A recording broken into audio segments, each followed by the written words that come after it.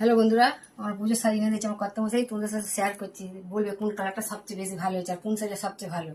এই দেখো, এই একটা শাড়ি, এই যে দেখো কি সুন্দর সুতোর কাজ করা, এই যে দেখো বন্ধুরা, এই যে এইটা খোল, এইটা ব্লাউজ পিস, এইটা ব্লাউজ পিস, আর এই যে এইটা, এই যে এইটা আঁচল, এইদিকে একটা আঁচল বন্ধুরা,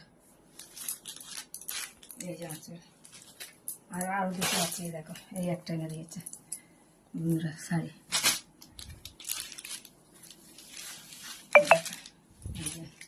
এইটা আঁচল আর এটা খোল।